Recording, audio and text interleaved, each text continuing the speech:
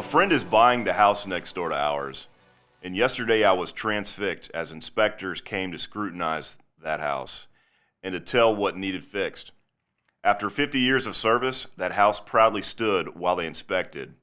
They turned in a 60-page report of all things that need corrected.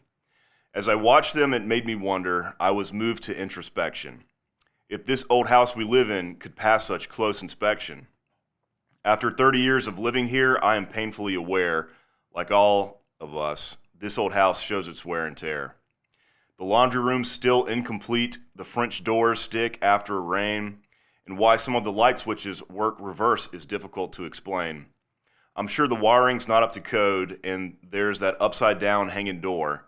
Our plumbing runs through the attic. There's cracks in the ceiling and the floor. But when I looked up to count the cracks, I was overcome by a wonderful feeling of how we raised 3 children here, despite the cracks in this old ceiling. And as I started thinking how my house inspection is anything but routine, how I need to consider the laughter, the tears, and the love this house has seen. When I inspected my house, I'm not thinking price, I'm thinking value, because we've come to love this old place in spite of all her flaws.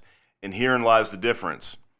What an inspector might see as defects in this old, outmoded space, I see more as wrinkles, like the ones upon my face. Where an inspector sees the flaws in my house as through these halls he roams, I see a house with character. I see family. I see home. That poem is by Jim Yerman, and it's called House Inspection. And this is the Lost in the Midlands podcast, brought to you by Seawright Roofing. I'm here with the house inspector himself. He's a family man, an entrepreneur, B&I networker. He's a former officer. He's a fellow home improvement professional, my friend, Mr. Harry Bodiford. I appreciate you being here today.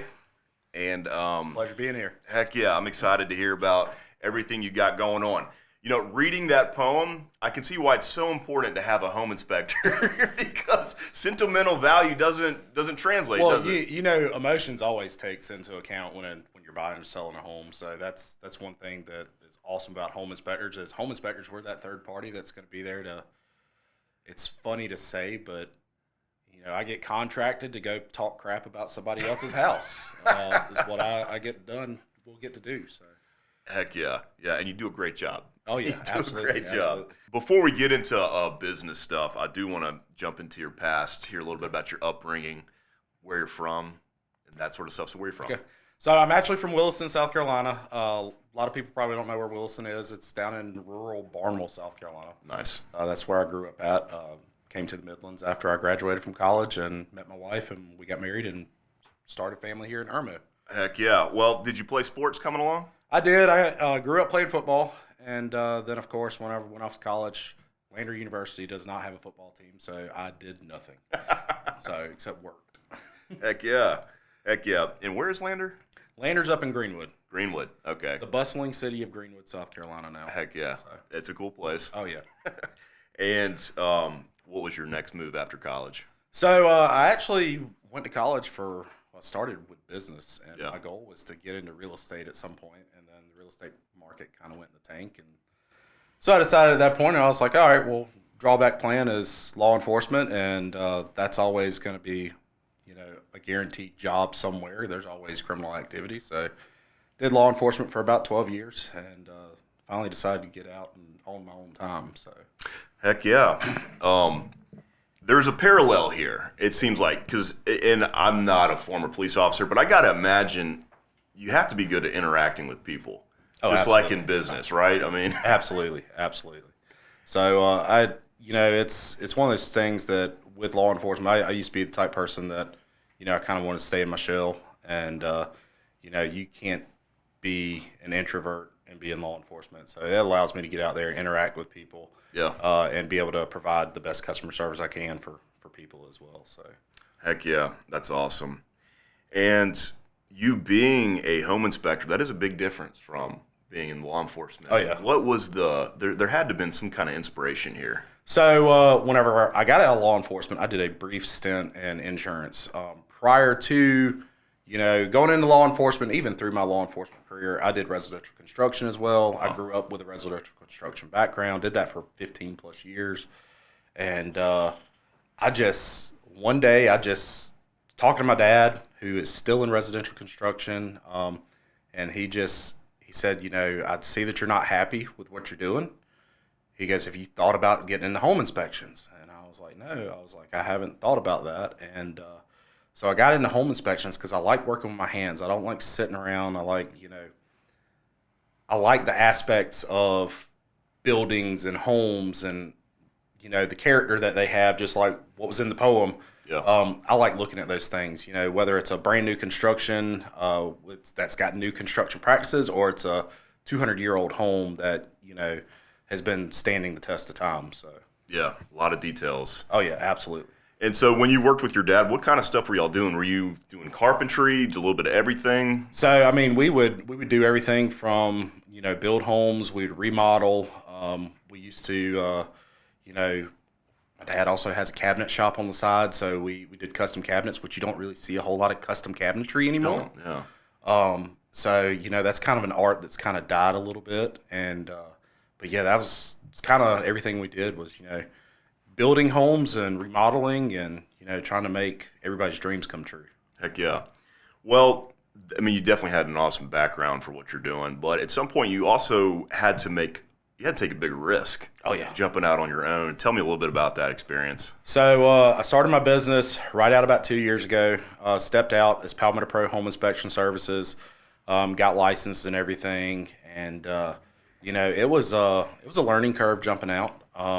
We have a lot of really good inspectors in the Columbia area, and we have some really bad ones in the area. So my goal was to kind of, be there as a beacon of hope for people and kind of help them out and, provide that excellent service for them. But, we're just like any new business, we're growing. Yeah. And our goal is to continue to grow. So, but yeah.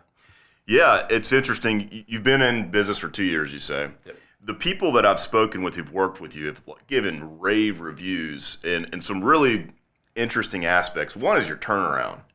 How you're able to put together a very thorough report in a very quick amount of time. So tell us how you do that, or maybe a couple of the pieces of that. So I decided right from the get-go, whenever I started my business, that I'm going to do everything right from the start. I'm not going to skimp corners. One thing was choosing a really good report software that I could customize to work through a home. One of my goals when I go into any home is to have the report to the client within 2 to 3 hours after I leave. It's, to me, going from a law enforcement background, I never wanted to come into work with a report in the hole. So I'd never want to go to bed with a report on my mind. So it's one of those things that no matter what, I'm not doing anything else until that report is submitted, which is typically 2 to 3 hours after I leave. Heck yeah. What do they say? The job's not done till the paperwork's done. Exactly. So heck yeah. And you're leveraging technology, which, that kind of puts you at the forefront, So absolutely. Is that like a CRM software, or is it a different type of software? Well, it kind of does everything for me. So the software I use it's called Spectora. Cool. And Spectora is kind of an all-in-one. It handles my, CRM, my automations. It handles, my scheduling. It's got scheduling on my website. It's got, it does my payment processing. It basically does everything for me. Yeah. So it makes it a little bit easier on me. So being a one-man show currently, I've got to have that assistant, so to speak. So. Yeah, heck yeah. Well, there's another technological piece that I've seen when we were doing that show recently. I saw you had a pretty cool drone. Oh, yeah. And I'm familiar with some of the drone technology out in the market, being in the roofing industry. Tell me how you use the drone and kind of your inspection process. So I use drones for, roof inspections. I actually do commercial real estate photography with those as well. Like I said, my goal is, my passion is, buildings and houses and things like that. So, yeah. But, I use that drone to find, defects in the roofing material. And it's funny because a lot of people will sit there and say, oh, well, a camera, you can't see anything with a camera. Well, we could put that thing up 100 feet in the air and we could start counting granules on a shingle if we wanted to. But I don't see 2020 all the time, but that thing sees in 4K. So I think 4K beats 2020 all day long. So yeah, no, the drone industry has changed roofing for sure. I'm sure it's changed you guys a little bit too. So heck yeah, and I love being able to tell realtors who call me sometimes, and I know that they just need an inspection report. They don't need a repair or roof. Send them to you. Oh, yeah. Here's the man you need to call. I appreciate that. Heck yeah. Service area. How far are we going? So I go all over the state of South Carolina, and the Central Savannah River area, or what we call the CSRA of Georgia. So I go anywhere that, as long as if there's money tied to it, I'll go. So there's no place that's too far in the state of South Carolina for me to go. Heck yeah. Are you working with property owners and realtors, investors? Kind of who's in your book? So my main clientele is basically picking up realtors, but cool. Realtors are basically they'll put you on a list. If it's somebody that you provide excellent service, they're going to refer your services to their clients. Of course, with social media and everything, and also website, I'm also picking up people who's just moving into the area or people who are in that home buying process.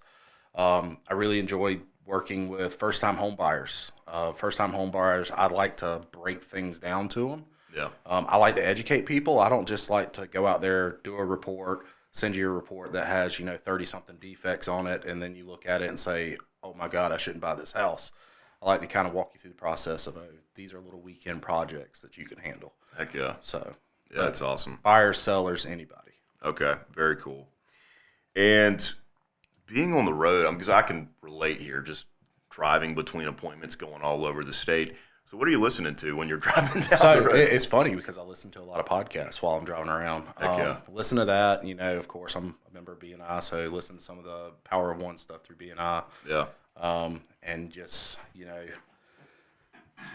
books on tape. Well, I say books on tape, but of course tapes no longer exist. But yeah, listen to Audible a good bit, different books and everything to kind of help me drive as a business. I think the most recent thing I've been listening to lately is SEO podcast, because I'm trying to do my website in a certain way and just want to, try to get a step up on everybody. So working on the business. Oh yeah, absolutely.